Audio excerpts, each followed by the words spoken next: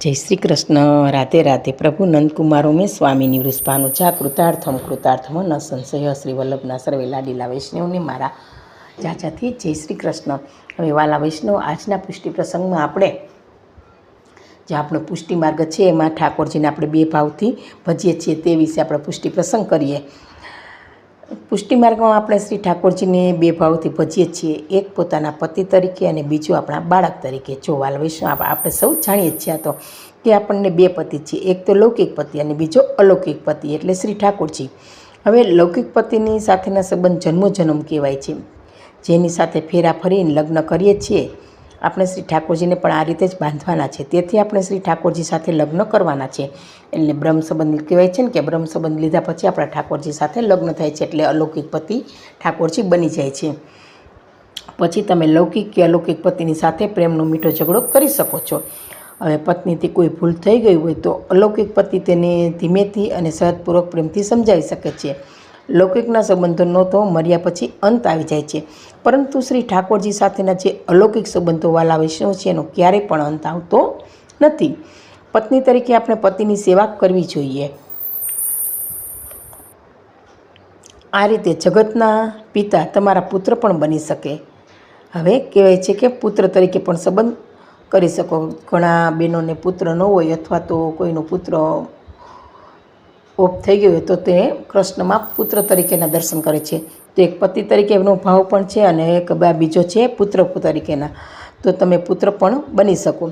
કે આના માટે આપણે આપણું મન અને હૃદયને તૈયાર કરવાનું છે. જો વાલા વૈષ્ણવ, જગતના પિતાને આપણે પુત્ર બનાવીએ તો એ માટે આપણું મન તૈયાર કરવાનું છે. આપણે જશોદામાં બની અને આપણે લાલન છે એમ માનવાનું છે.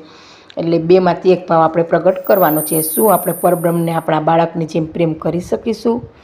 માતા પિતા અને તેમના બાળકનો પ્રેમ તો અગણિત છે. તેમાં બાળક ગમે તેવું હોય પણ માતા પિતાનો પ્રેમ ઓછો થતો જ નથી, આપણે જોઈએ જ છીએ. અરે તે બાળક પર ખીજાય તો શબ્દોમાં પણ પ્રેમની જ ઝલક હોય છે. એટલે માતા ક્યારેક બાળક તોફાન કરે તો ગુસ્સે થાય છે, પરંતુ એમાં પણ એનો પ્રેમ જ જોવા મળે છે. જેમ માતા પિતા પોતાના બાળકને અને બાળક પોતાના માતા પિતાને પ્રેમ કરે છે, આ એકબીજાનો પ્રેમ કાયમ માટેનો હોય છે. જ્યારે બાળક છે માતા પિતાની આંખને સામેથી દૂર થાય તો પણ માતા પિતા પોતાના બાળકને હંમેશા અંતર અને હૃદયથી આશીર્વાદ આપે જ છે અને તેના બાળપણના કરેલા મસ્તી તોફાન યાદ કરે છે. તમારે આ જ રીતે તમારા બાળકની જેમ સાર સંભાળ રાખો છો, તેમજ જેવી રીતે રાખો બાળકની એવી રીતે શ્રી કૃષ્ણની પણ બાલ સેવા કરવાની છે. શ્રી કૃષ્ણ તો આપણા બાળક છે, તેથી તેમની સાથે કંઈ પણ માંગવું નહીં, કેમ કે આપણે આપણા બાળકને આપીએ છીએ, માંગતા નથી. તેવી રીતે આપણે પણ શ્રી ઠાકોરજીને પુત્ર ભાવે ભજતા હોવાથી મંગાય નહીં. માંગવાથી તો પ્રેમ ઘટે છે, પણ નહીં માંગે તો તેમનો પ્રેમ અપાર વરસે છે. એટલે કહે છે ને, બાલ સ્વરૂપ છે ઠાકોરજી. આપણે લાલન પુત્ર રૂપે રાખ્યા હોય તો આપણે ઠાકોરજી પાસે કશું માંગવું નહીં. માંગવાથી પ્રેમ ઘટે છે, પરંતુ ન માંગીએ તો શ્રી ઠાકોરજીનો આપણા પર અપાર પ્રેમ વરસે છે. યજ્ઞોપવિત સંસ્કારપૂર્વક ગાયત્રી મંત્રના ઉપદેશથી વૈદિક કર્મમાં જેમ અધિકાર મળે છે, તેમ પુષ્ટિ માર્ગમાં કૃષ્ણ સેવાનો અધિકાર છે એ બ્રહ્મસંબંધ સંસ્કારથી જ મળે છે.